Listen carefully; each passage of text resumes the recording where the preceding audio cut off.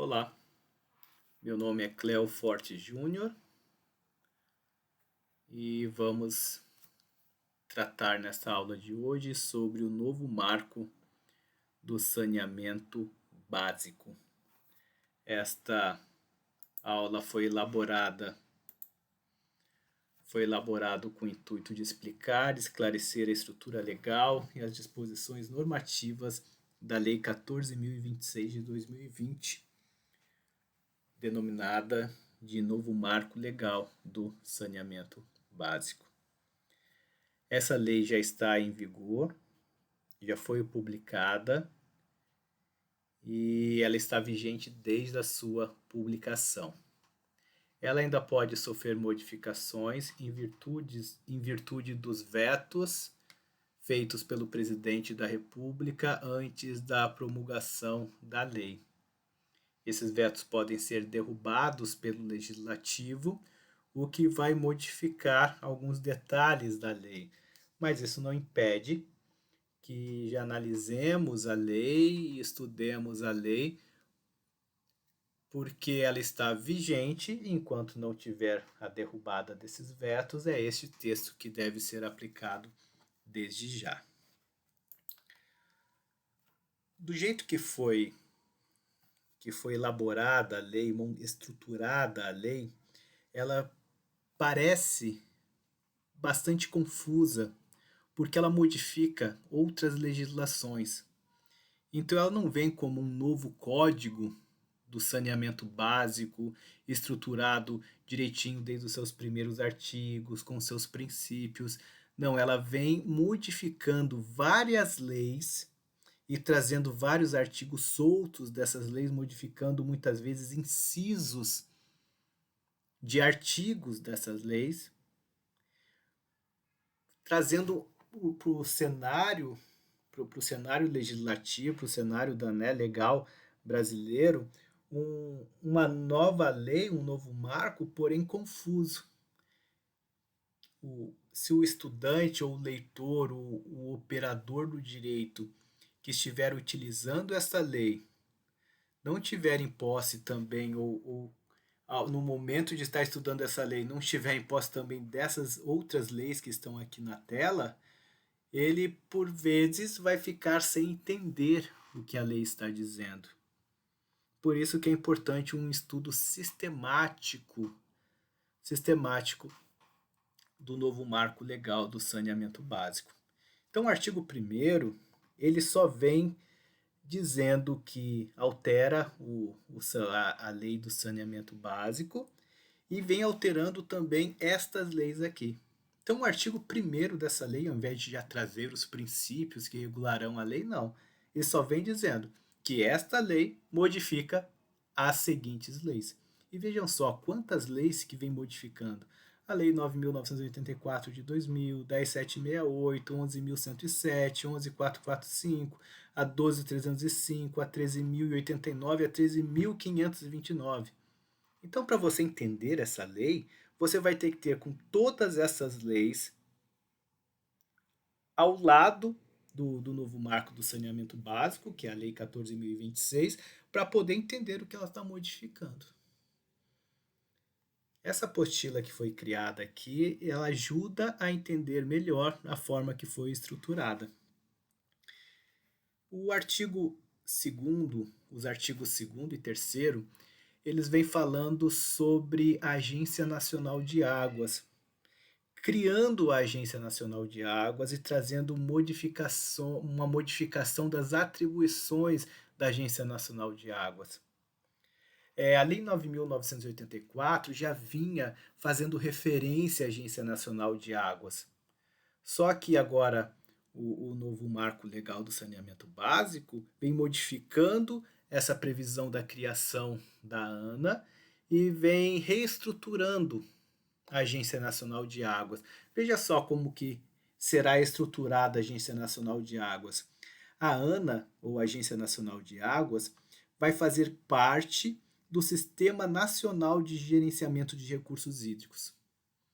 Mas isso aqui não significa a estrutura administrativa dela. só está dizendo que dentro de um sistema nacional, que é um sistema de planejamento, de controle e fiscalização, ela está dentro desse sistema nacional de gerenciamento de recursos hídricos, ou seja, faz parte do Sistema Nacional de Gerenciamento de Recursos Hídricos. Porém, ela, enquanto pessoa jurídica, é uma autarquia especial. O que é uma autarquia especial? É uma autarquia que tem completa autonomia administrativa, gerencial, financeira, e é uma autarquia que está ligada ao Ministério do Desenvolvimento Regional. Então veja, tem a Presidência da República, que tem seus vários ministérios, dentre os ministérios está o Ministério do Desenvolvimento Regional, e tem uma autarquia, que é um órgão descentralizado, que está ligado ao órgão do Ministério, para esse órgão, que é o Ministério do Desenvolvimento Regional, tem essa autarquia chamada Agência Nacional de Águas. Então, os artigos 2º e o artigo 3º, os artigos 2º e 3º vêm trazendo as atribuições da Agência Nacional de Águas. Então, veja, qual é a finalidade? A finalidade da Agência Nacional de Águas é implementar, no âmbito das suas competências, que a gente vai ver daqui a pouco, a Política Nacional de Recursos Hídricos, além de instituir normas de referência para a regulação dos serviços públicos de saneamento básico. Então nós já temos que a Agência Nacional de Águas é que vai trazer todas as diretrizes daqui para frente sobre saneamento básico. Então a gente tem que estar atento às portarias, aos regulamentos que a Agência Nacional de Água irá expedir, porque ele vai modificar toda a estrutura de saneamento básico do Brasil. Deixou a responsabilidade a essa autarquia realizar essas modificações. Bom, qual é a competência? O que competência tem a Agência Nacional de Águas? Eu só trouxe aqui as competências que estão previstas nesse marco do saneamento básico, porque algumas competências já estão previstas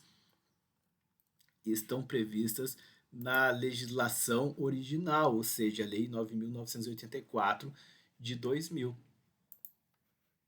Então, entre as competências que estão discriminadas aqui no novo marco legal do saneamento, diz o seguinte, declarar a situação crítica de escassez quantitativa ou qualitativa de recursos hídricos nos corpos hídricos que impactam o atendimento aos usos múltiplos localizados em rios de domínio da União.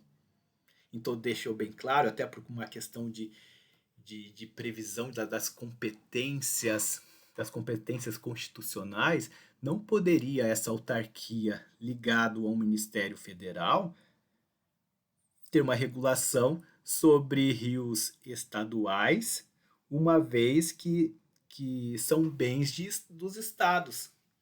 Por isso que aqui está falando do domínio da União, porque senão estaria adentrando numa competência estadual, o que seria inconstitucional.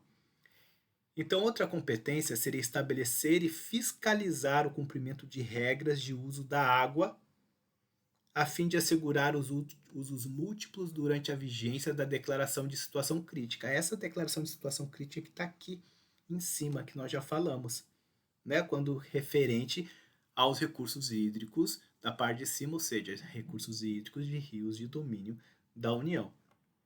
Só que o mais importante nessa parte de competências está aqui embaixo. A Agência Nacional de Águas instituirá normas de referência para a regulação dos serviços públicos de saneamento básico por seus titulares. Depois a gente vai ver quem são os titulares do serviço de saneamento básico e suas entidades reguladoras e fiscalizadoras, observadas as diretrizes para a função de regulação. Então veja só, é a ANA que vai instituir essas normas de referência. E é isso que é importante a gente saber, que qualquer tipo de normatização daqui para frente, ela vai ser centralizada lá na ANA. Mais para frente a gente vai ver que os estados têm competência para regulamentar os serviços dentro de seus domínios, os municípios dentro de seus domínios, etc. Principalmente os municípios, né? Dentro dos serviços de abastecimento, etc. Só que mesmo essa regulamentação feita pelos municípios vai ter que atender essas diretrizes que serão instituídas pela Agência Nacional de Águas. Então esse último item que nós falamos aqui, que vem falando, né, que a ANA instituirá normas de referências, a gente chama isso de competência normativa. É sobre o que a ANA, ou Agência Nacional de Águas, sobre o que vai poder legislar ou normatizar. Qual é o objeto, quais são os assuntos que a Agência Nacional de Água vai poder normatizar. Então aqui eu deixei descrito aqui, depois vocês vão poder ver na apostila com mais detalhes, que eu não vou ler todos os detalhes aqui, só vou pegar os básicos. Veja só, sobre padrões de qualidade e eficiência. Isso vai ser bom, porque quando a gente for participar de licitação em estados diferentes, em municípios diferentes, agora a gente vai ter algo padronizado. A gente não vai ter aqueles editais absurdos no município, que a gente vai ter que ficar pensando em impugnar edital de um canto ou do outro, porque vem trazendo previsões absurdas em termos de eficiência, com cálculos diferentes, com objetos diferentes. A ANA vai normatizar isso, vai facilitar muito. Então a qualidade de eficiência padronizada já vai trazer então um perfil do serviço público de saneamento. E esse perfil vai ser copiado, ele terá que ser copiado pelos municípios.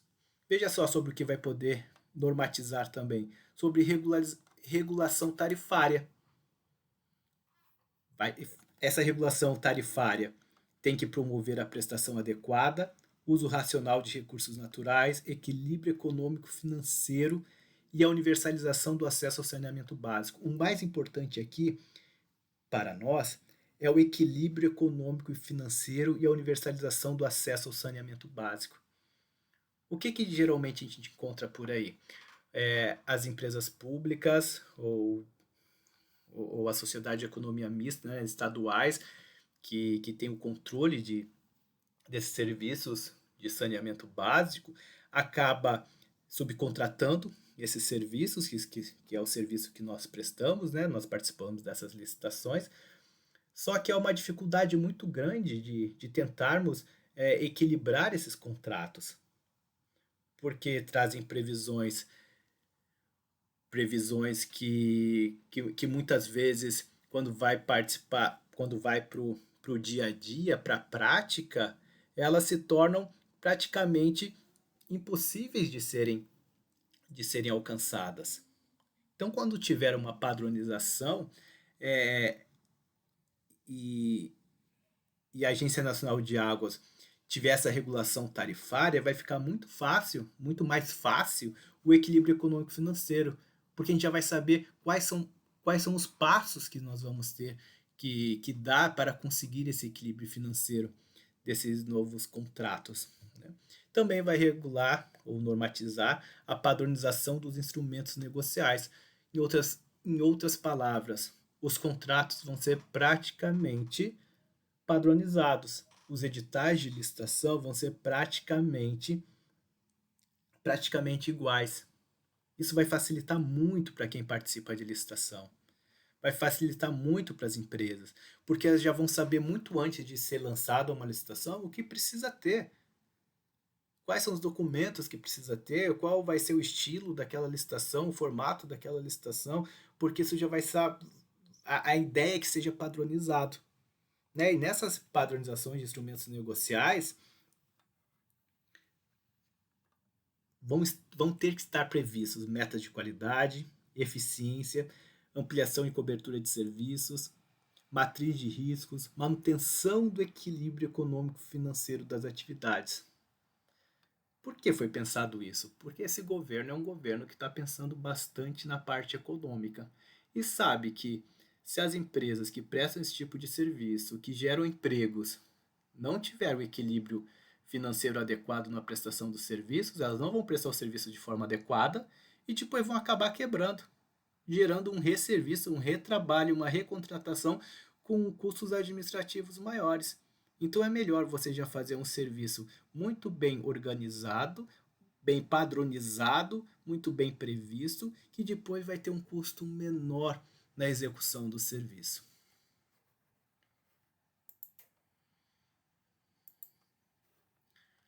Veja o inciso 4 aí. Também vai poder normatizar sobre as metas de universalização dos serviços, sobre nível de cobertura do serviço, a viabilidade da expansão da prestação do serviço, número de municípios atendidos, vai poder normatizar sobre critérios para a contabilidade regulatória, sobre redução progressiva da perda d'água, metodologia do cálculo de indenizações, em razão dos investimentos realizados ainda não amortizados ou depreciados. Isso em relação ao que? As empresas, as estatais de economia mista, ou aquelas prestadoras de serviço que têm uma concessão e que vão ter os seus contratos terminados, já terão investido bastante nesse contrato, terão seus contratos encerrados e tem que ter alguma previsão de amortização desses investimentos que foram feitos e que eles não vão ter o retorno da captação dos recursos. Também vai normatizar a governança das entidades reguladoras. As entidades reguladoras, pela previsão dessa lei, nós vamos ver mais adiante, que cada município vai poder ter a sua entidade reguladora, ou cada micro-região, ou cada região vai poder ter a sua entidade reguladora.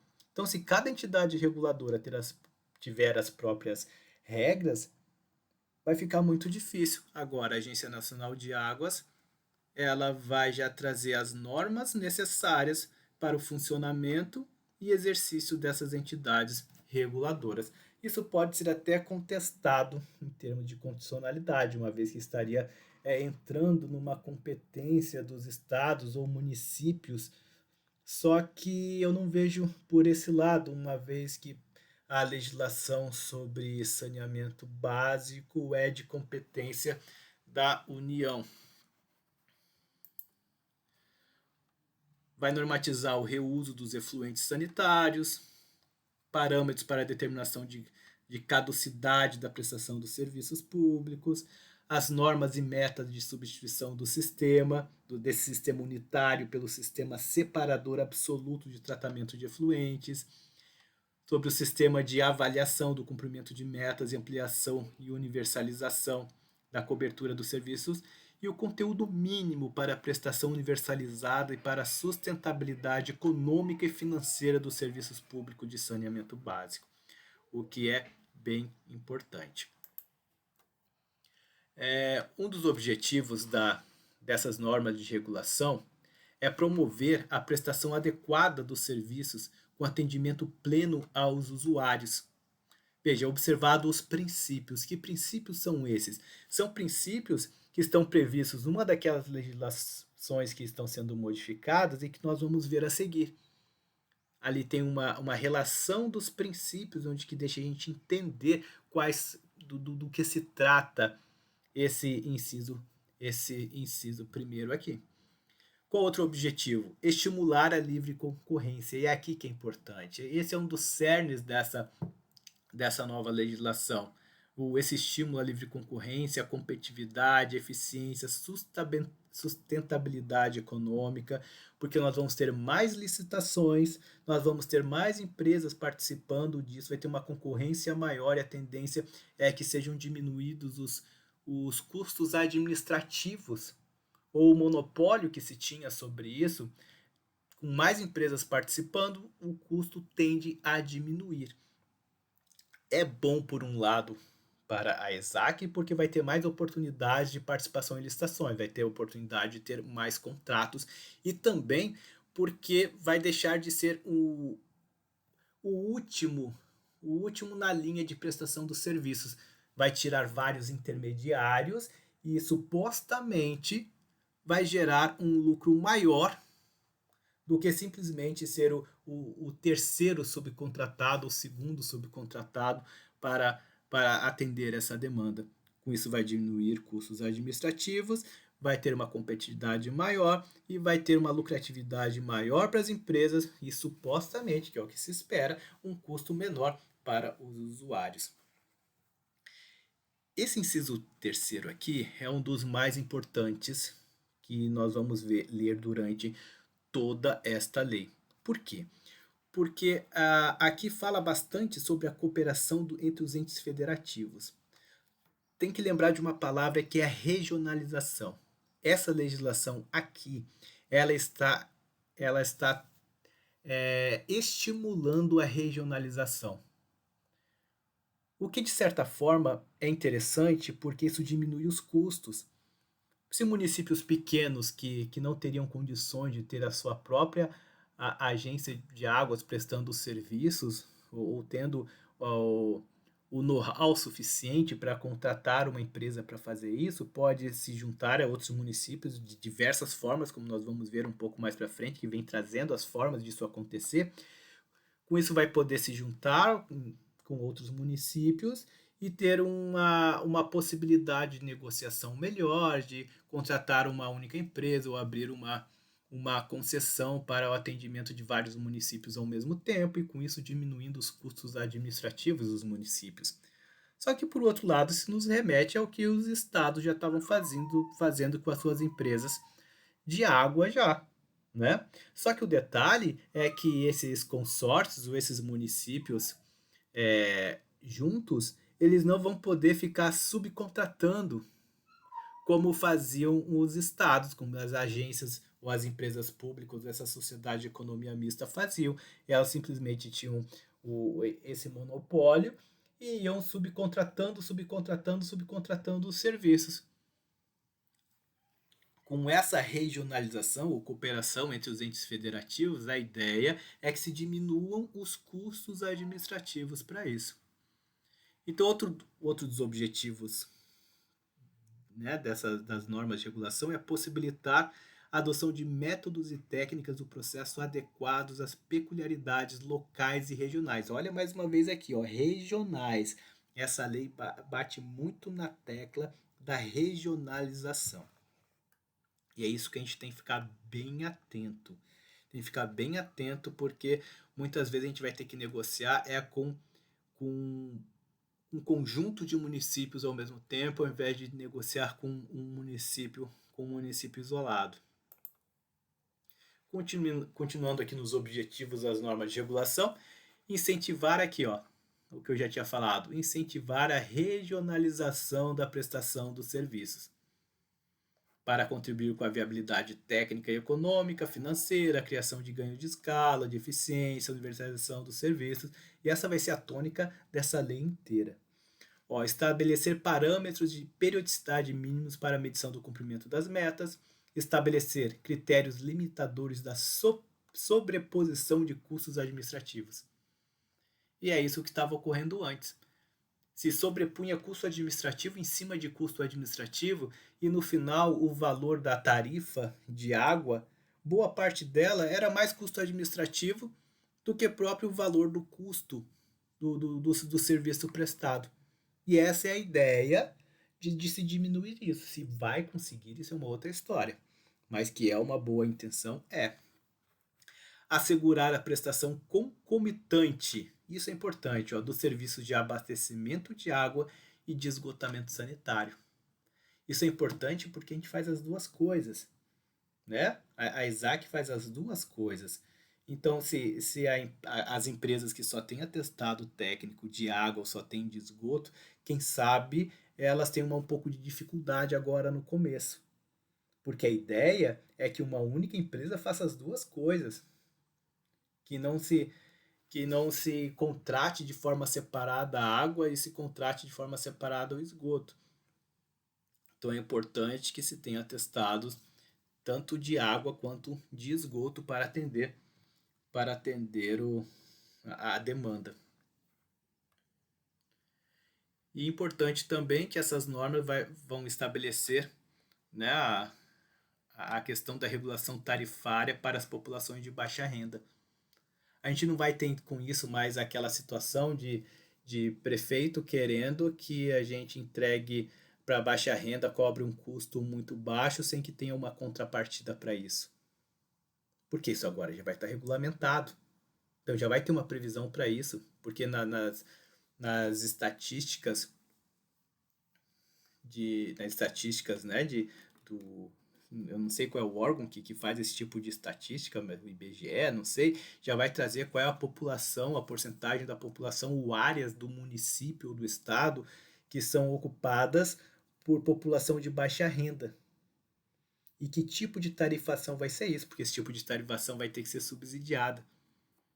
Então, nos próprios contratos, já nos próprios contratos, nas próprias licitações, vai ter que estar previsto isso.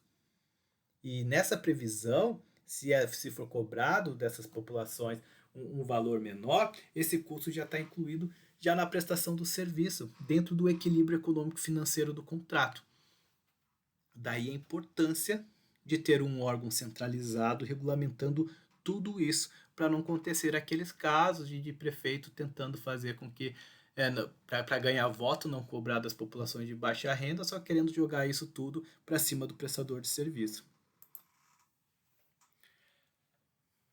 Esse artigo primeiro também, esses primeiros artigos também trazem a possibilidade da Agência Nacional de Águas disponibilizar a ação mediadora ou arbitral. O que é isso?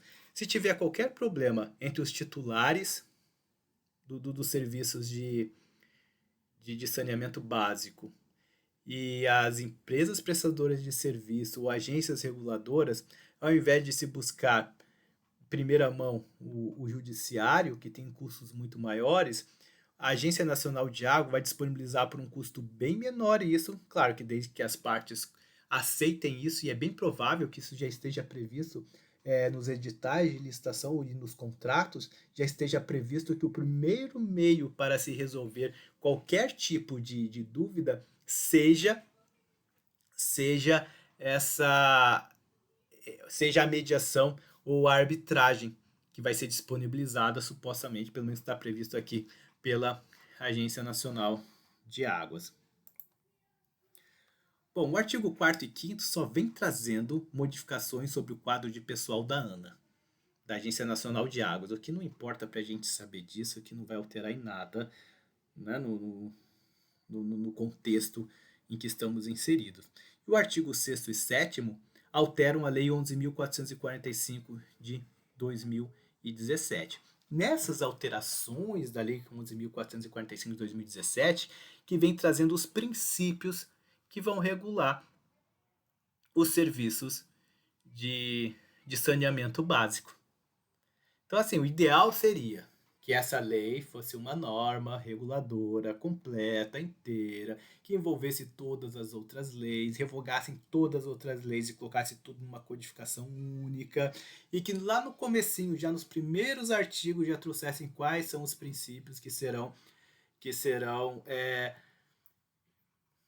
darão as diretrizes a serem seguidas.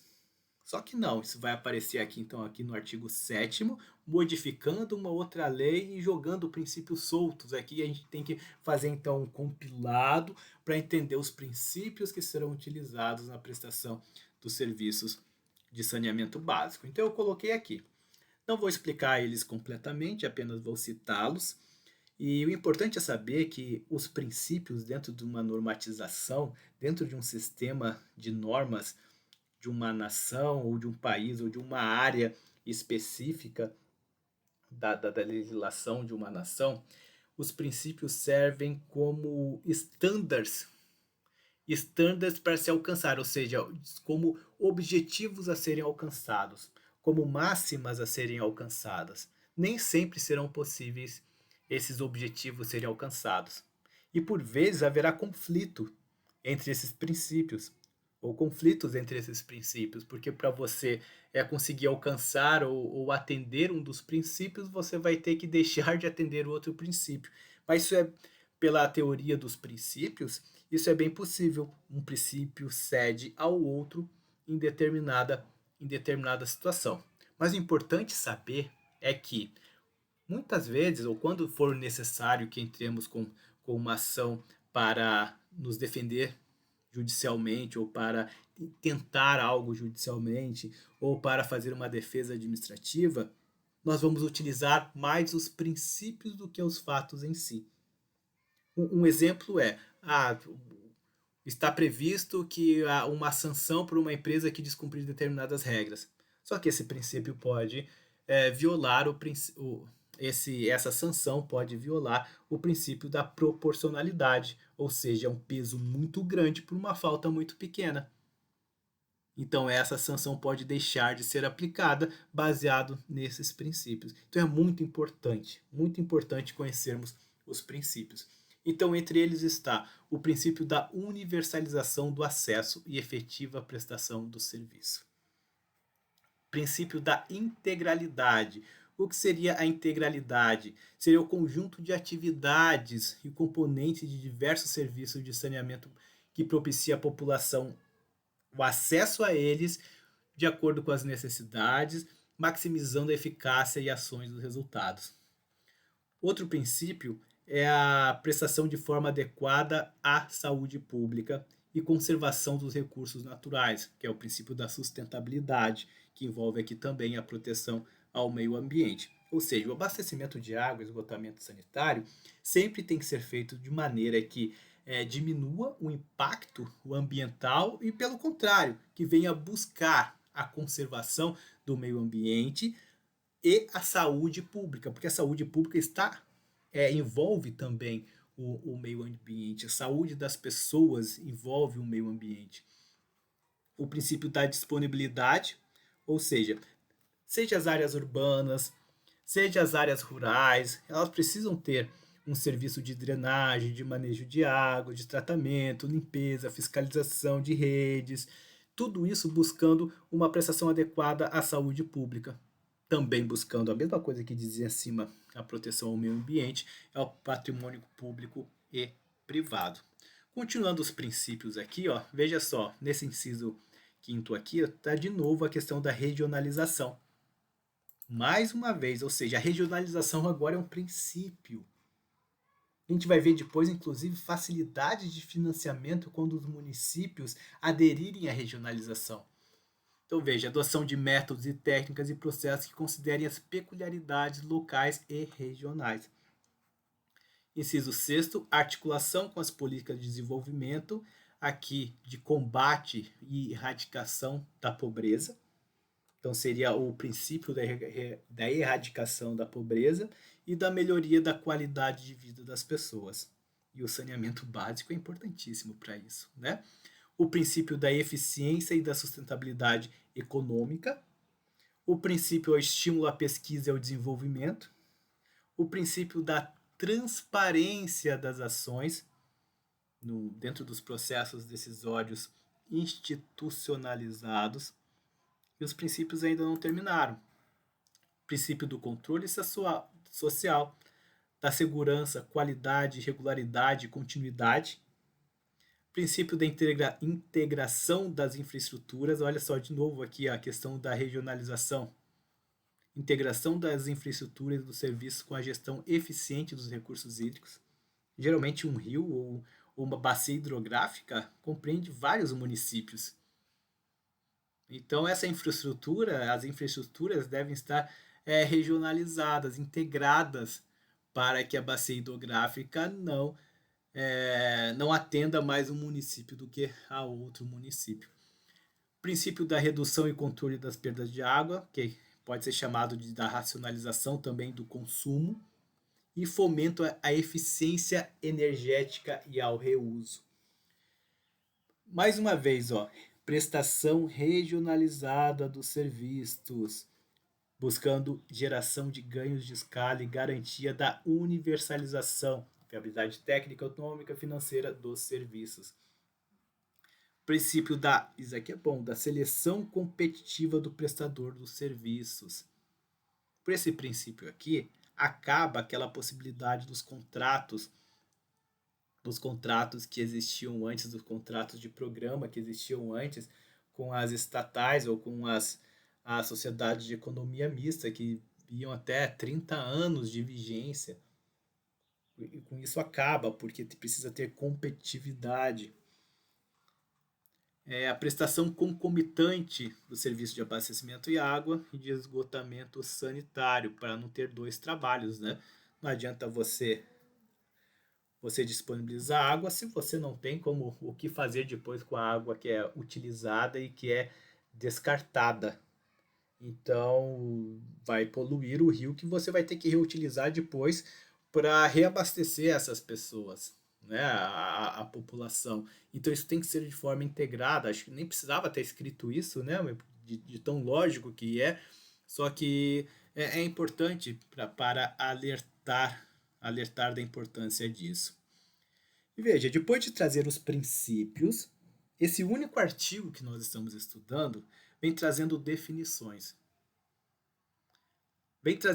Modificou várias leis, mostrando definições. É importante a gente entender as definições, porque essas definições vão estar em contratos, vão estar em editais, vão estar em diversas minutas, vão estar em regulamentos, em decretos. Eles não vão explicar de novo o que significa cada uma dessas coisas, porque já vai estar aqui, porque essas são as definições que serão utilizadas. A primeira delas é a definição de saneamento básico. Ela já traz aqui uma definição, ó, que é o conjunto de serviços públicos de infraestrutura e instalações operacionais de. E veja só que interessante. Está colocando como quatro serviços. Como quatro serviços, é o conjunto desses quatro serviços que vai ser chamado de saneamento básico. O abastecimento de água potável, o esgotamento sanitário, a limpeza urbana e manejo dos resíduos sólidos, que a gente não entendia antes como saneamento básico isso. A gente entendia como uma coisa completamente separada. A coleta de lixo, né, a limpeza urbana, a gente não conseguia entender isso como saneamento básico. Mas tem a ver, porque esse lixo tem que ser destinado para algum lugar. E a destinação desse material pode contaminar o lençol freático, né? Pode contaminar todo o sistema hídrico de uma região. Então ele tem que ser entendido como uma coisa só. E também a drenagem e manejo das águas pluviais, são as águas das chuvas, né? As águas pluviais urbanas. Então isso é muito importante e quem sabe a gente consiga aumentar o leque da nossa prestação de serviço. Antes a gente estava focado em abastecimento de água e esgotamento sanitário. Só que nós somos uma empresa de saneamento básico, está na própria razão social da empresa, não é? Veja, entrou mais duas possibilidades: limpeza urbana e drenagem e manejo das águas pluviais urbanas.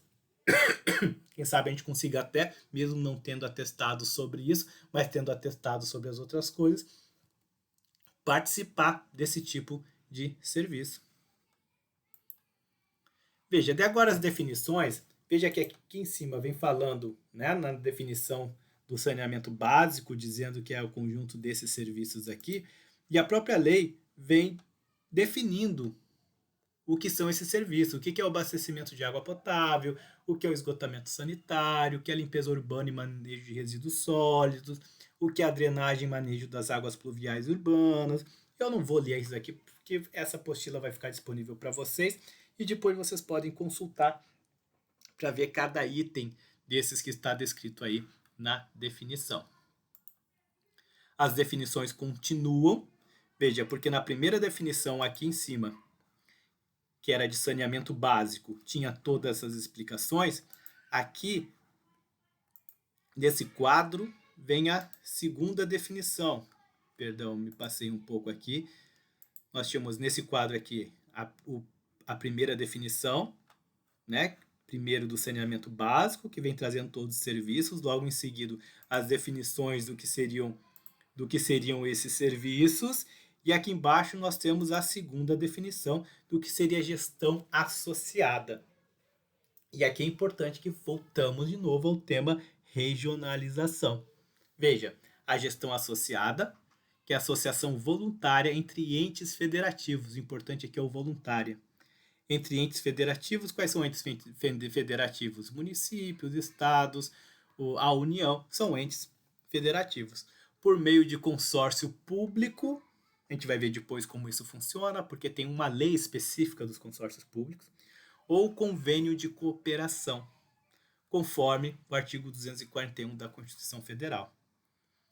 Vem definindo a terceira definição como o que é universalização, né, que é a ampliação progressiva do acesso a todos os domicílios ocupados ao saneamento básico, em todos aqueles serviços, né, aqueles 4 serviços.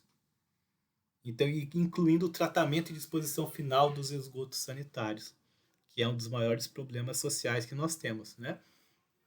Vem definindo o que seria o controle social, né, que seria a participação da população, da sociedade, na formulação das políticas, do planejamento.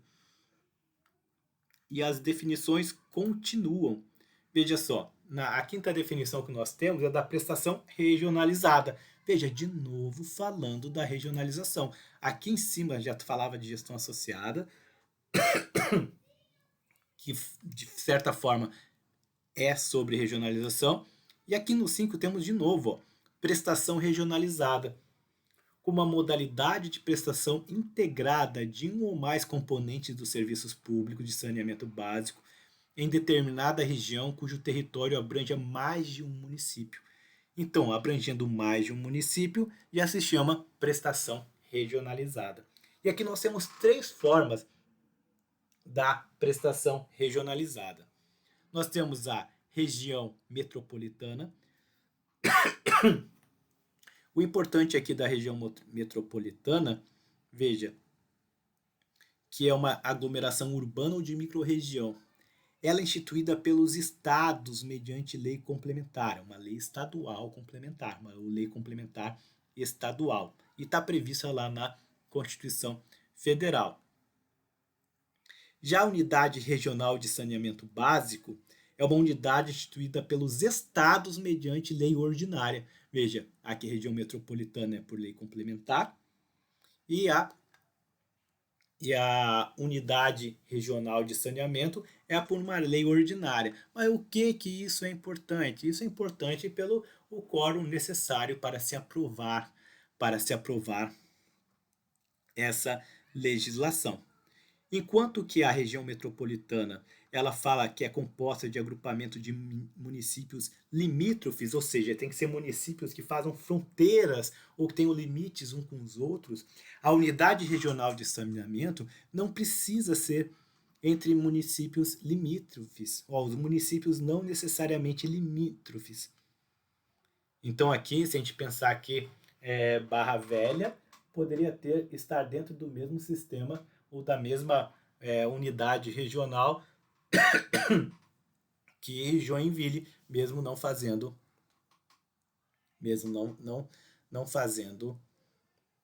fronteira, digamos assim, não tendo limite territorial. E também vem prevendo o bloco de referência, que também é um agrupamento de municípios, assim como a unidade regional, não necessariamente limítrofes, só que esses blocos de referência eles são estabelecidos pela União. Então veja, região metropolitana estabelecida pelo Estado através de lei complementar. Unidade e precisa ser agrupamento de municípios limítrofes. Unidade regional de saneamento básico, instituído por estados, porém por lei ordinária e não precisa os municípios serem limítrofes. E o bloco de referência estabelecido pela União e também não precisam os municípios serem limítrofes. Então, olha só, a regionalização vem trazendo 3 formas de regionalização. Querem de todo modo que haja a regionalização para a diminuição dos custos e que se diminua aquele custo administrativo. Continua aqui as definições de subsídios. Os subsídios, eles aqui está definido como um instrumento econômico, né? Que para contribuir para a universalização do acesso aos serviços públicos de saneamento, principalmente para as populações de baixa renda. Vem dizendo o que é localidade de pequeno porte, vem definindo os contratos regulares, vem definindo núcleo urbano.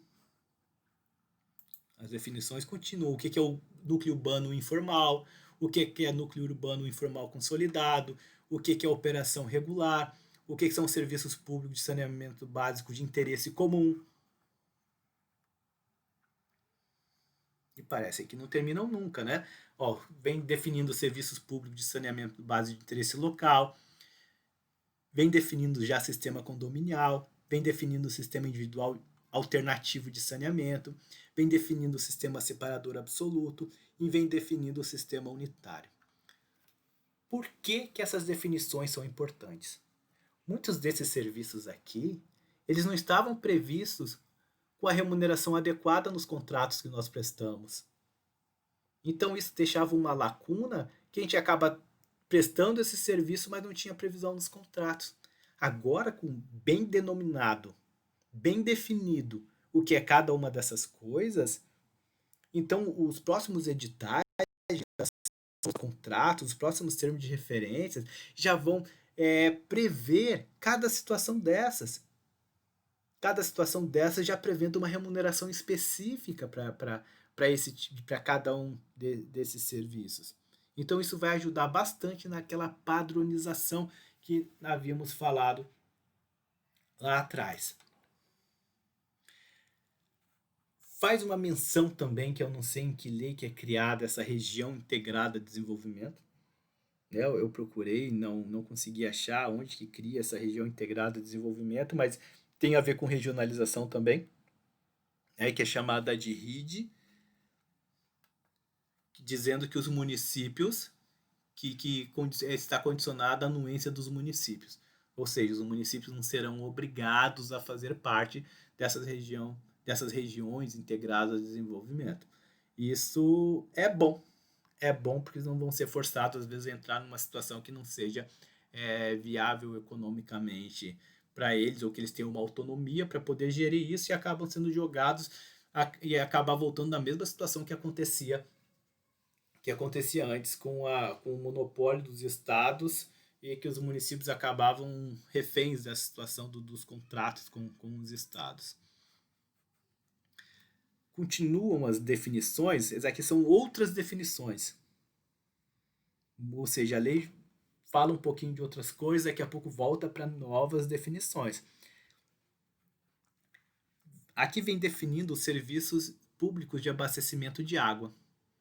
Vem definindo direitinho, ó. Distribuição mediante ligação predial e, quando vinculadas a essa atividade, o que mais? Reservação da água bruta, captação de água bruta, adução, tratamento, adução da água tratada, reservação da água tratada. Então vem definindo bem o que é o serviço. A mesma forma vem falando sobre o esgoto sanitário. O que é o serviço de esgoto sanitário? A coleta, o transporte, o tratamento, a disposição final. E aqui, mais uma vez, fala sobre algo, né, que quem sabe não estava na nossa nomenclatura antes, ou no que nós estávamos acostumados antes, que são as zonas especiais de interesse social. Né, e vem explicando o que é. Ó, áreas do perímetro urbano ocupada predominantemente por população de baixa renda. O serviço público de esgotamento sanitário realizado diretamente pelo titular ou por concessionário inclui conjuntos sanitários. Isso parece absurdo, mas não é, porque a realidade do saneamento básico no Brasil, a gente vê essas populações de comunidades, de favelas, de regiões ribeirinhas que não tem nem isso, nem os conjuntos sanitários para as residências. Então já estão incluindo aqui. Na prestação do serviço. Porque não adianta nada você fazer toda uma ligação até chegar nessas residências, sendo que as pessoas que moram nessa residência não têm o mínimo de condições nem de conseguir colocar o mínimo de estrutura dentro das próprias casas. Veja, aqui vem falando sobre os serviços públicos especializados de limpeza urbana. Vem trazendo o que diz, ó. Vem falando sobre coleta, transbordo, transporte, destinação final, tratamento e compostagem.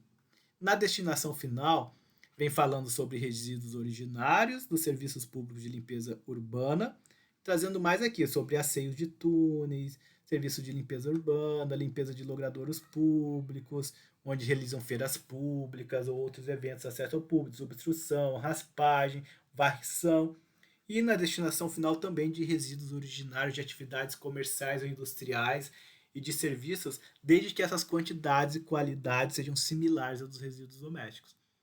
Então já vem bem estruturada, vem bem definindo, porque depois vai ser muito mais fácil quantificar e dar valor a esse tipo de serviço.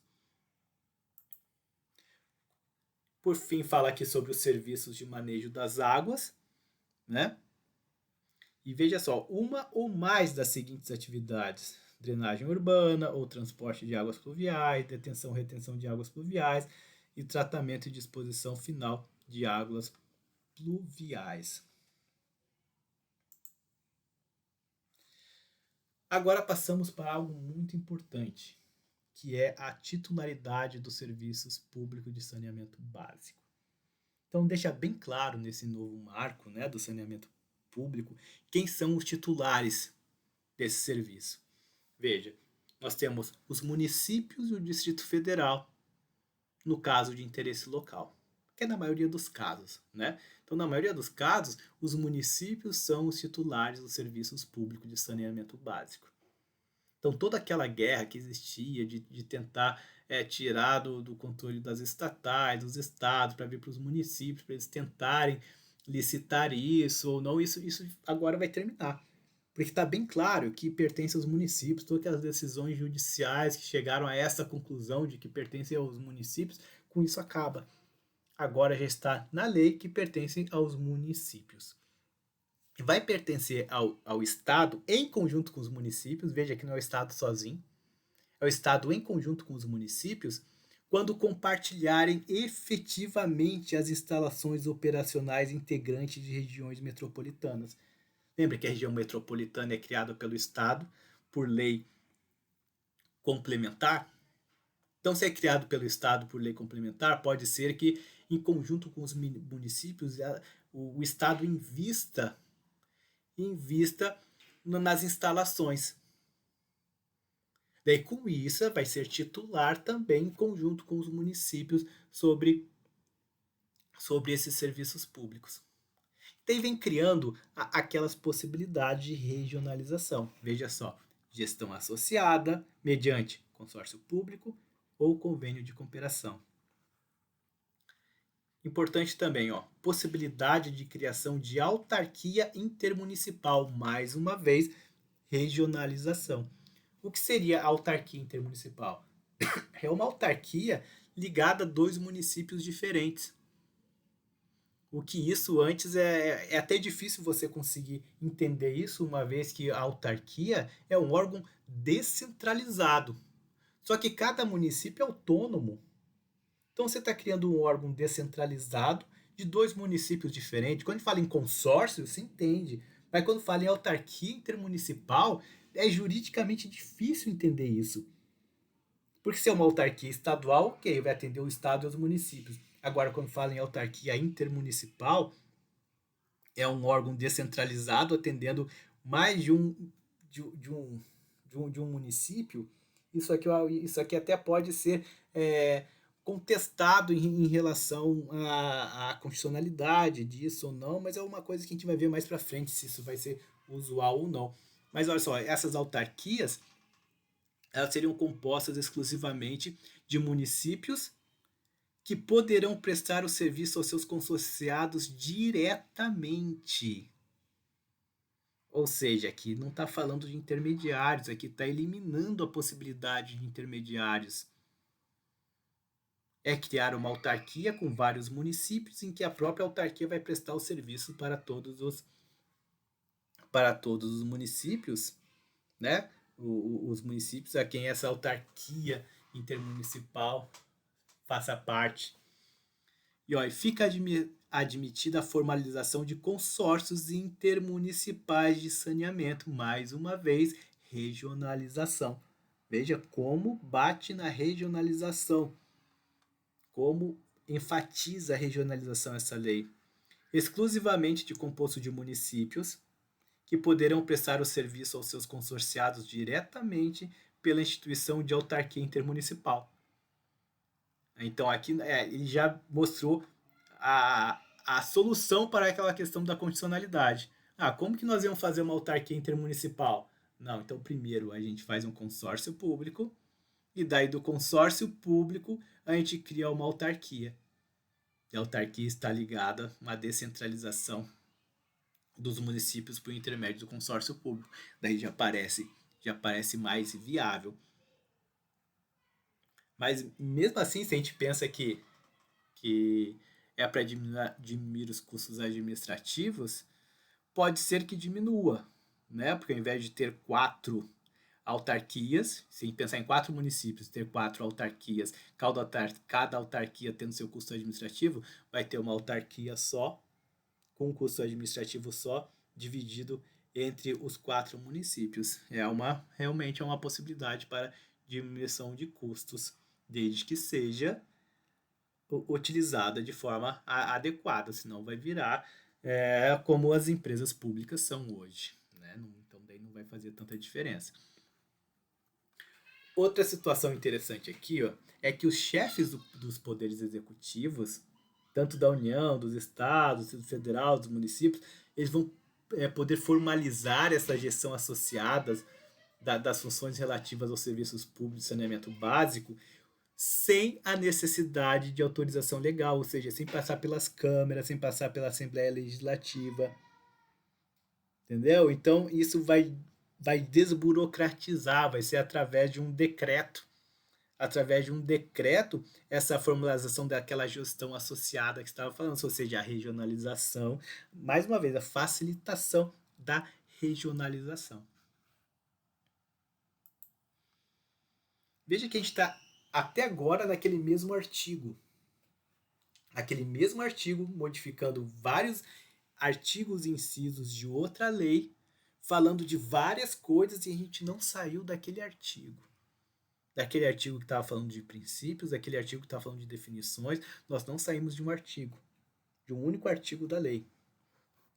Aqui vem falando da regulação e da fiscalização, que vem dizendo, ó, o titular dos serviços públicos de saneamento básico deverá definir a entidade responsável pela regulação e fiscalização desses serviços, independente da modalidade de sua prestação. Então, acima nós vimos quem são os titulares dos serviços públicos, e nós já temos aqui que esse titular vai definir quem vai ser o responsável pela regulação e fiscalização. Esse responsável pode ser a autarquia já existente, né? Se o município já tem uma autarquia ou uma empresa pública, ele pode transformar isso no órgão de regulação. No órgão de regulação e para fazer a contratação do terceirizado. Né? Eu lembro que um tempo atrás nós conversamos de um município aí que tinha um órgão de prestação de saneamento básico que não estava dando conta e queria contratar gente. Só que estava um problema, o que ia fazer com o pessoal, etc. Então aqui já resolve esse tipo de situação, porque vai transformar esse órgão apenas em órgão regulador e fiscalizador, o que vai abrir a possibilidade para a contratação, através de uma concessão, né, da prestação do serviço. Com isso vai se utilizar, ou vai continuar utilizando o mesmo pessoal que já se utilizava antes. É importante que os municípios não são obrigados a aderir à prestação regionalizada, só que a gente vai ver mais para frente que aqueles que não aderirem à prestação regionalizada não teriam prioridade na obtenção de recursos do governo federal. Vai ter uma facilitação de obtenção de recursos do governo federal àqueles municípios que aderirem à prestação regionalizada.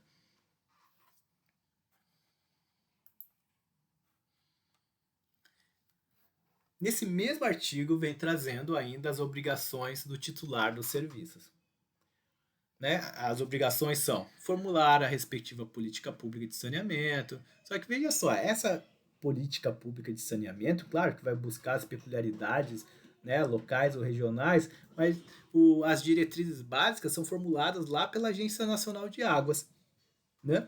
Elaborar os planos de saneamento básico. E aqui que é o importante que eu vejo, sabe? Porque vai ter uma demanda muito grande para a contratação de empresas para elaborar os planos de saneamento básico, né? Porque será obrigação dos titulares. Com isso nós temos essa quantia enorme de municípios que nós temos no Brasil, todos eles deverão ter um plano de saneamento básico. A gente vai ver depois que esse plano de saneamento básico pode ser feito também regionalizado. Quando eles formalizarem a regionalização, esse plano de saneamento básico pode abranger todos os municípios que façam parte da regionalização. Mesmo assim, vai ter uma demanda muito grande para se buscar as empresas para realizar esses planos de saneamento básico. A gente vai ver mais na frente também que as próprias prestadoras de serviço de saneamento podem realizar esses planos de saneamento básico. Então aqui eu vejo como o, a dica para a gente conseguir mais contratos, um volume maior de contratos. Até porque isso daqui, a elaboração dos planos de saneamento básico, ele entra como serviço técnico especializado, aqueles serviços lá do artigo 17 da Lei 8666 de 93, que são a possibilidade de inegibilidade de licitação. Então, se a empresa for especializada nisso, que tenha notoriedade nisso, e dependendo, né, da situação, ela pode até dispensar a licitação para elaboração do plano de saneamento básico, porque o plano de saneamento básico ele vai servir para a elaboração depois do edital de licitação. Então acho que isso aqui é um bom aspecto em que a gente devia focar, né, na elaboração dos planos de saneamento básico. O titular também é como obrigação prestar diretamente os serviços ou conceder as prestações dele, definindo em ambos os casos a entidade responsável pela regulação e fiscalização, que é o que dizia lá atrás, e definir os parâmetros a serem adotados para o atendimento essencial à saúde, volume mínimo per capita de água e etc., que fazem parte do plano de saneamento básico. Não tem como definir os parâmetros sem ter o diagnóstico, né, o diagnóstico necessário também ali para o plano de saneamento básico. Continuam as obrigações do titular dos serviços, o estabelecer os direitos e os deveres dos usuários, mecanismos e procedimentos de controle social, implementar sistema de informações sobre os serviços, coisas que a gente já sabe fazer, né? Intervir e retomar a operação dos serviços delegados, por indicação da entidade reguladora, quando tiver nas condições previstas na legislação, nos contratos, principalmente quando tiver algum tipo de inexecução do contrato, né, ou prestação inadequada dos serviços. Olha só que importante aqui, ó. A gente não saiu daquele único artigo. Para vocês terem uma ideia de como confusa essa lei, é difícil de entender a lei se a gente não estruturar de uma forma diferenciada. Então veja, a obrigatoriedade de celebração de contrato de cessão mediante prévia licitação. O Flávio havia me perguntado ontem à noite se havia possibilidade agora de fazer novas contratações sem licitação. Pelo que está aqui, essa possibilidade vai deixar de existir. Claro que vai ter aquelas situações emergenciais, como está previsto no artigo 24.4 da Lei 8666 de 93, em situações de emergência, que não pode ser, enfim, mas que tem aquele prazo máximo para a prestação daquele serviço. Pensar que vai ser contratada uma concessão sem licitação, um serviço que dure uma gestão inteira, sem licitação, isso eu não consigo mais vislumbrar essa possibilidade. Claro que um dos vetos feitos pelo presidente da República na promulgação dessa lei aqui, ele trazia a possibilidade de renovação dos contratos já existentes pelas empresas públicas e sociedades de economia mista, ou seja, essas empresas estatais que já tinham esses contratos de programa e etc. Só que ele vetou isso, e isso vai a briga que vai ter depois no legislativo para derrubar esse veto. Então veja, a prestação dos serviços públicos de saneamento básico por entidade que não integre a administração do titular depende da celebração de contrato de concessão mediante prévia licitação. E está apontando para a Constituição Federal, que é uma coisa muito óbvia, né? Muito lógica. Vedada sua disciplina mediante contrato de programa, de contrato de ou convênio, ou termo de parceria, ou outro instrumento de natureza precária. Ou seja, tem que ter a competitividade. E os contratos de programa regulares vigentes permanecem em vigor até o advento do seu termo contratual. Então, isso é uma garantia para aquelas empresas que estão hoje com contratos vigentes. Só que o que estão alegando os governadores, né, os senadores que defendem os estados, né, que é o papel deles, defender os estados, dizendo que muitas dessas empresas fizeram programas de investimentos que ultrapassavam esses contratos vigentes. E com isso as empresas vão deixar de investir. Que até terminar esses contratos que estão vigentes agora, a população vai ser prejudicada, porque eles não vão querer investir em infraestrutura, uma vez que os contratos vão terminar e eles vão ficar sem esses contratos. Então essa é a briga que vai ter para derrubar o veto que foi dado à lei e que tornou obrigatório, ou seja, tirou a possibilidade da prorrogação desses contratos. Sobre a convalidação de validade dos contratos, precisa de existência de plano de saneamento básico. Olha só de novo aqui, ó, o plano de saneamento básico, eu havia falado lá atrás que a gente precisa focar nele. Ó. Os contratos que estão em vigor, para continuarem válidos, eles precisam ter plano de saneamento básico. Aqueles que não tiver plano de saneamento básico, eles têm os prazos para se adaptar. Se não se adaptar nesse prazo, os contratos serão rescindidos. Ó, a existência de estudo que comprove a viabilidade técnica, econômica e financeira da prestação dos serviços. Ou seja, a ideia é que sejam revistos os contratos. A existência de norma de regulação que prevejam os meios para o cumprimento das diretrizes da lei, incluindo a designação da entidade de regulação e fiscalização, realização prévia audiência de consultas públicas, existência de metas e cronograma de universalização do serviço de saneamento básico e planos de investimentos e projetos relativos ao contrato deverão ser compatíveis com o quê? Com o plano de saneamento básico. Então, esses contratos de gestão que estão, esses contratos de programa, perdão, que estão em andamento, eles vão ter que ser revistos ou vão ter que se adequar a estas situações aqui. Então, aquela situação anterior que falava que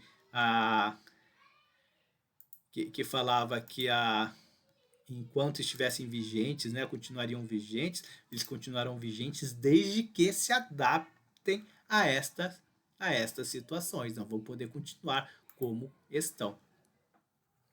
Ó, os contratos não poderão conter cláusulas que prejudiquem as atividades de regulação, na prestação regionalizada, fica vedada a distribuição de lucros e dividendos do contrato em execução pelo prestador de serviços que estiver descumprindo as metas e cronogramas estabelecidos no contrato específico da prestação de serviço público de saneamento básico. Isso é bem interessante, que hoje é uma forma de sanção, né? uma outra forma de sanção, né, por não cumprimento. Nós passamos agora sobre a possibilidade da subdelegação dos serviços, que é onde que mais, né, que mais nos atinge, né, ou que diz respeito mais à prestação dos nossos serviços, né? Então aqui vem prevendo aqui na hipótese de prestação dos serviços públicos de saneamento por meio de contrato, o prestador de serviço poderá, além de realizar licitação e contratação de parceria público-privada, que incentivando as PPPs, e desde que haja previsão contratual ou autorização expressa do titular dos serviços, subdelegar o objeto contratado. Só que olha só, ele limita a 25% a subcontratação. Né? Limita 25% a subcontratação. Para que isso? Para diminuir aquela questão de sobreposição de custos, para diminuir o custo administrativo dos contratos. A subdelegação fica condicionada à comprovação técnica, né, por parte do prestador de serviços, tem que demonstrar os benefícios em termos de eficiência, qualidade de serviços.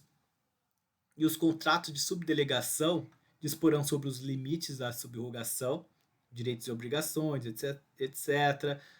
As obrigações do subdelegatário, como serão também precedidos de procedimento licitatório. Então, isso aqui é uma coisa que tem que ser estudada para saber se, quando nós tivermos prestando um serviço, formos contratados, ganhar uma licitação para prestar um determinado serviço, se nós precisarmos subcontratar esse serviço, se nós precisaremos fazer licitação também. Claro que a gente não está pensando aqui num município pequeno em que a gente consiga prestar o serviço inteiro, mas se a gente pensar de uma multinacional que vem de fora prestar um serviço numa região inteira, que ganhe vários contratos, que ela só vem de fora com aporte financeiro, e aqui vai precisar de mão de obra local em cada região, vai precisar das empresas menores em cada região para subcontratar, ao invés de escolher aleatoriamente ou de acordo com a influência que tiver, é o que dá para entender aqui que vai ser necessária um procedimento licitatório para escolher esses subdelegados ou essa subcontratação. Para a observância do princípio da modicidade tarifária, ficam vedadas subconcessões ou subdelegações que impliquem sobreposição de custos administrativos. Então, se ficar demonstrado isso, vai ser proibida a subconcessão. Os municípios com estudo para concessões ou parcerias público-privadas, as PPPs, que já estão em curso e que pertencem a uma região metropolitana, elas podem dar seguimento ao processo e efetivar isso ultrapassando aqueles limites de subcontratação de 25%, desde que o contrato seja assinado em até um ano. Até um ano de que data? Até um ano da data do início de vigência, que foi agora em julho. Né? Parágrafo 6º. Para fins de aferição do limite previsto no CAP, ou seja, aqueles 25%, o critério para definição do valor do contrato do subdelegatário deverá ser o mesmo utilizado para a definição do valor do contrato do prestador do serviço. Caso o contrato do prestador de serviço não tenha valor de contrato, o faturamento anual projetado para o subdelegatário não poderá ultrapassar a 25% do faturamento anual projetado para o prestador de serviço. Aqui é só questões técnicas, né? Questões técnicas na hora de medir a subcontratação. Aqui já vamos para o artigo 11. Já vamos não, né? Porque ficamos muito tempo num artigo só. Veja, o artigo 11. Deixa eu só ver um detalhe, eu acho que não, a gente continuou no mesmo artigo. Aqui é o artigo 11 do que foi modificado.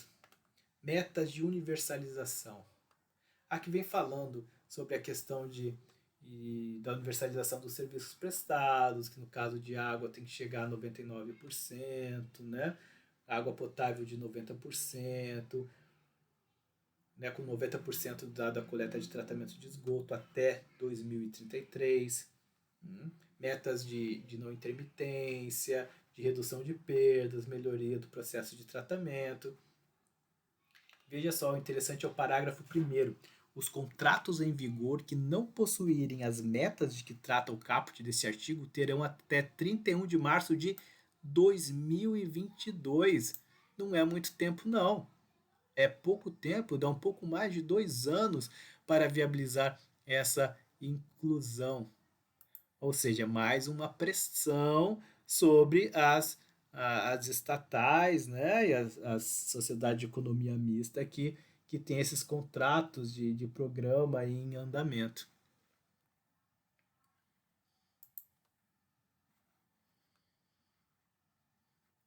Ó, os contratos firmados através de licitação que tratem individualmente de água ou de esgoto, eles vão permanecer inalterados, ou seja, os contratos vigentes que tratem de forma separada de água ou esgoto, eles vão permanecer inalterados, né?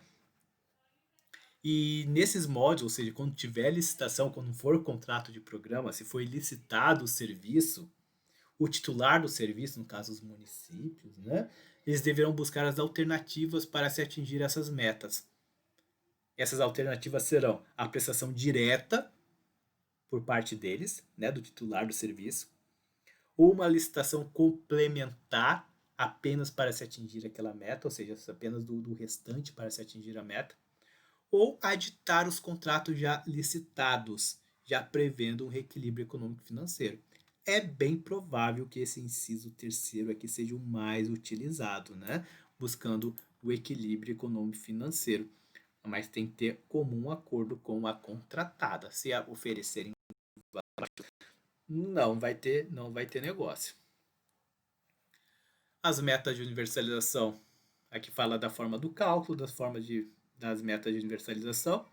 E o parágrafo 4 aqui eu deixei bem grifado. É facultado à entidade reguladora prever hipótese em que o prestador poderá utilizar métodos alternativos e descentralizados para o serviço de abastecimento de água e de coleta e tratamento de esgotos em áreas rurais, remotas ou em núcleos urbanos informais consolidados, sem prejuízo da sua cobrança, que é importante, da cobrança, né?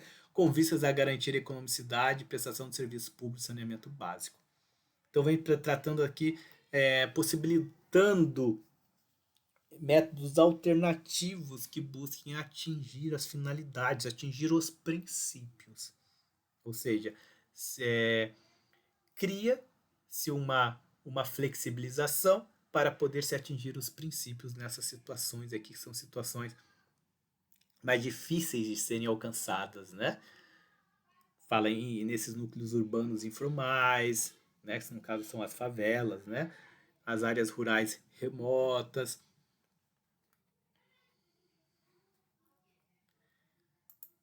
Continua as metas de universalização. O parágrafo 7º vem falando que se não conseguir atingir essas metas nos termos do artigo, tem que ser iniciado o processo administrativo para avaliar, para ver se vai caducar o contrato, ou seja, se vai dar um jeito de extinguir esse contrato, claro que permitindo ampla defesa e o contraditório. E o parágrafo 8º é importante também, dizendo que os contratos provisórios não formalizados e os vigentes prorrogados em desconformidade com o regulamento estabelecido nessa lei serão considerados irregulares e precários, né? E quando os estudos para a licitação da prestação regionalizada apontarem para a inviabilidade econômica e financeira da universalização, ou seja, será inviável prestar o serviço de forma universalizada como está previsto na lei, né? Mesmo agrupando municípios, mesmo buscando várias alternativas, então daí fica permitida a dilação daquele prazo, aquele prazo que tinha até 2022, né? Agora pode ser dilatado até 2040, caso haja anuência prévia da agência reguladora, devendo observar sempre o princípio da modicidade tarifária. Veja só, mais uma vez aqui o serviço regionalizado. Essa lei bate bastante na tecla do serviço regionalizado. O serviço regionalizado de saneamento básico poderá obedecer a plano regional de saneamento básico, elaborado para o conjunto de municípios atendidos. Foi aquilo que eu falei. Não necessariamente cada município vai ter que ter o seu plano de saneamento básico. Caso eles se juntem regionalmente, esse plano de saneamento básico pode ser regional, podendo contemplar um ou mais componentes do saneamento básico. Ou seja, pode contemplar só água e esgoto, pode contemplar só o manejo das águas pluviais, pode contemplar a coleta de lixo.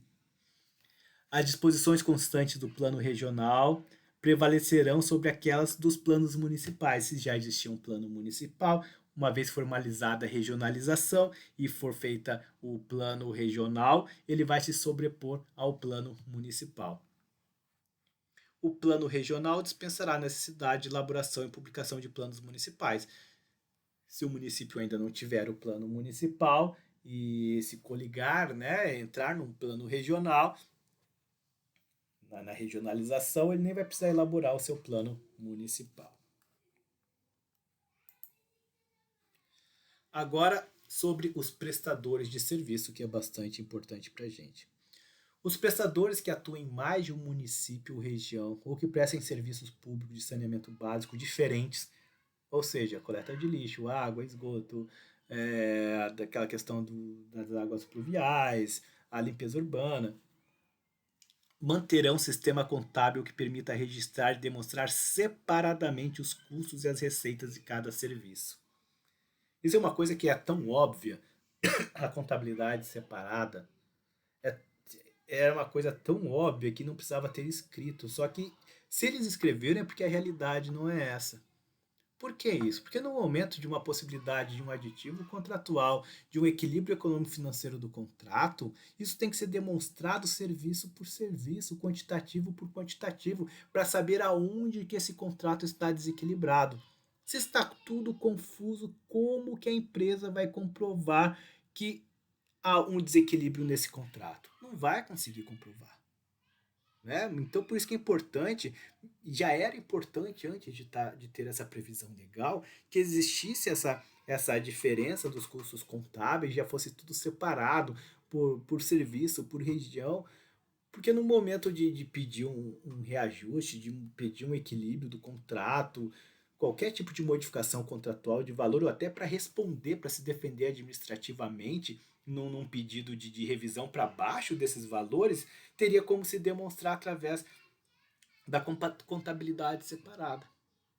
E o parágrafo único fala que nos casos em que os contratos previstos no caput deste artigo se encerrarem após o prazo fixado no contrato de programa da empresa estatal, o ente federativo controlador da empresa delegatária da prestação de serviço público de saneamento básico deverá assumir esses contratos mantidos iguais prazos e condições perante o licitante vencedor. O que isso significa? É que as empresas que têm esses contratos de programa, as estatais que têm esses contratos de programa, por vezes não estão muito preocupadas quando vai vencer a concessão deles, porque eles sempre prorrogavam isso. Estava muito claro para eles que era muito fácil prorrogar e prorrogar e prorrogar, porque os municípios não tinham condições de ter o próprio serviço de saneamento. Então, com isso, os prazos com as subcontratadas, com os prestadores de serviços, às vezes não atendiam esse limite desse prazo dos contratos de programa. Então, vai acontecer sim. Vai acontecer de terem contratos vigentes com o subcontratado ou com o prestador de serviço quando terminarem os contratos dos programas, os contratos de programa. Daí, com isso, o titular do serviço, ou seja, os municípios que vão assumir os serviços, vão ter que assumir esses contratos nos mesmos prazos e nas mesmas condições.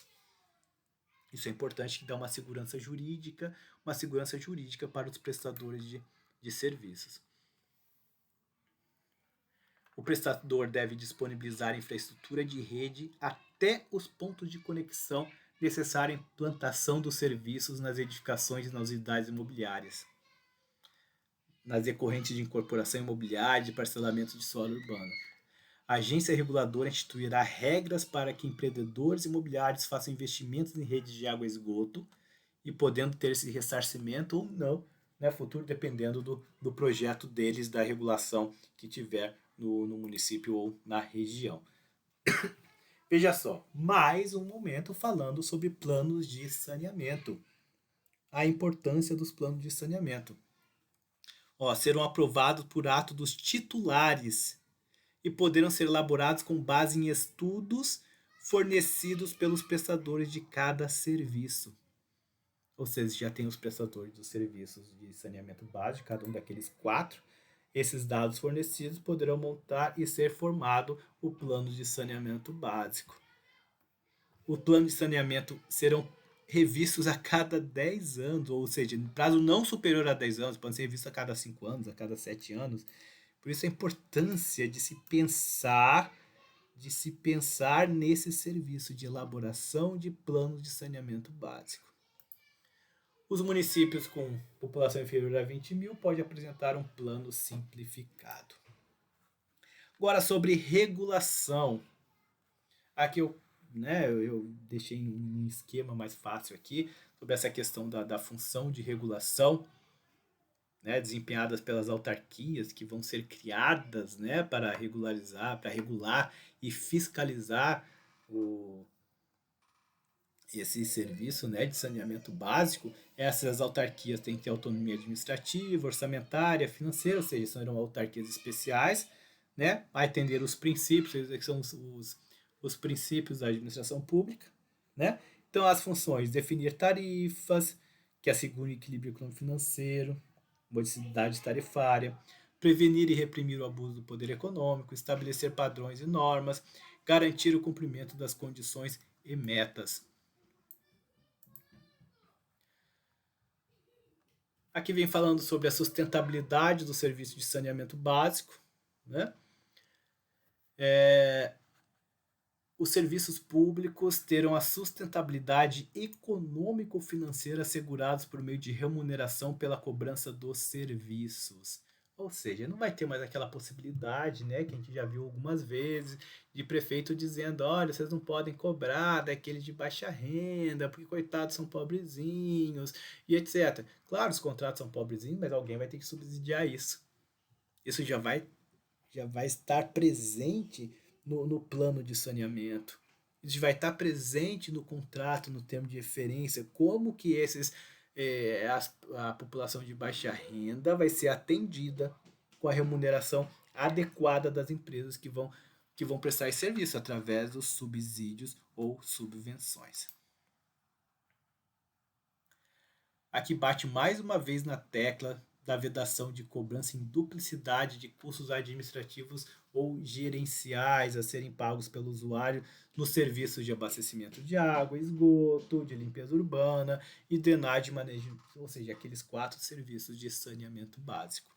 A questão é a diminuição dos custos. Se tiver duplicidade nos custos, a gente não vai não se alcançará esse objetivo. Plano Nacional de Saneamento Básico. O que antes estava se falando nos planos de saneamento locais, né? A lei prevê aqui o Plano Nacional de Saneamento Básico. Vai ser elaborado pela União, coordenado pelo Ministério do Desenvolvimento Regional. Lembra que a Agência Nacional de Águas é uma autarquia descentralizada do Ministério do Desenvolvimento Regional. Compete ao Ministério do Desenvolvimento Regional a organização, implementação e gestão do Sistema também Nacional de Informações sobre Saneamento. Vai ter também um sistema de informações que todas as informações de todos os órgãos, de todos os titulares do saneamento básico do Brasil vão ser centralizados nesse chamado Sinisa. Isso vai facilitar a transparência, isso vai facilitar, inclusive para aqueles que têm interesse da prestação desses serviços, vai facilitar a padronização. Veja que até agora a gente estava falando do artigo 7º da lei. Veja quanta coisa um único artigo falou, porque veio modificando artigos, incisos, e todo separado, que se a gente não tivesse esquematizado dessa forma, não dava para entender. O artigo 8º modifica uma outra lei, que é a 13.529, que dispõe sobre as PPPs. Aqui a modificação que tem aqui é que vem falando sobre a participação da União em fundos de apoio à estruturação das parcerias a parcerias público-privadas, né, as chamadas PPPs. O artigo 9º modifica outra lei, que é a Lei 11.107 de 2005. Essa lei fala sobre os consórcios públicos. Então esse artigo 9º apenas diz o seguinte: olha, estabelece aqueles convênios de cooperação que fala esse novo marco da regulação aí, novo marco de saneamento básico. Olha, esses convênios de cooperação vão seguir as mesmas regras dos consórcios públicos. Só vem falando isso.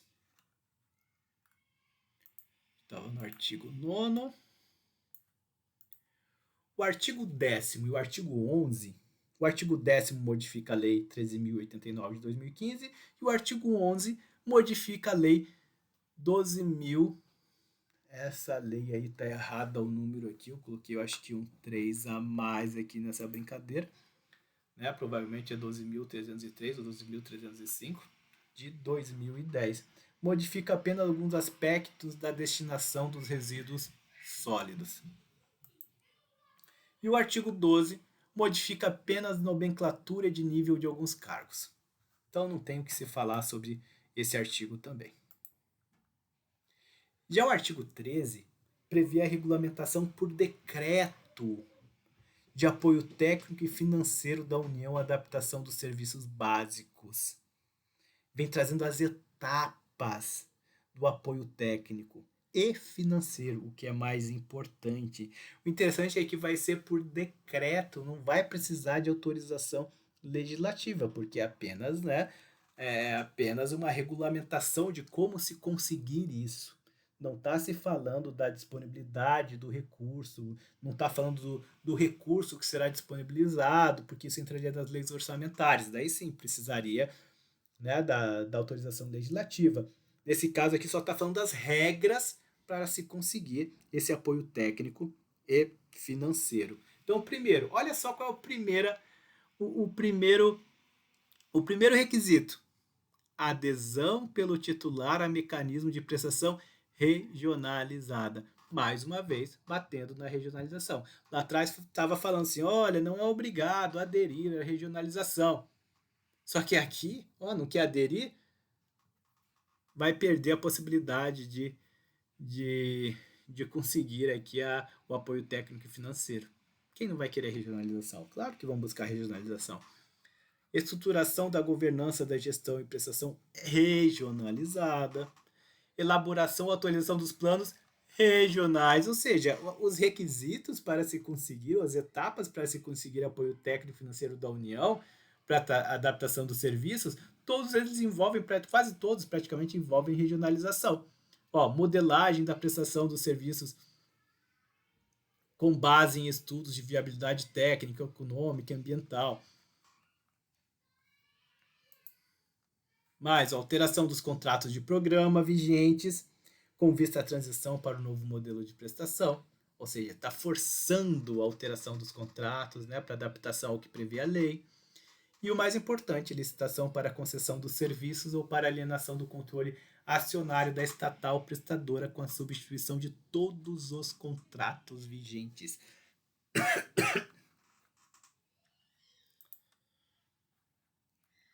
Mais etapas, Caso a transição referida no inciso 5, e aqui atrás a gente vê o inciso 5, que é a autorização dos contratos, né, para essa transição. Caso essa transição exija a substituição de contratos com prazos distintos, esses poderão ser reduzidos ou prorrogados. Se forem reduzidos, o prestador será indenizado. Caso seja prorrogado, será feita a revisão extraordinária, ou seja, a possibilidade, inclusive, de equilíbrio econômico financeiro desse contrato.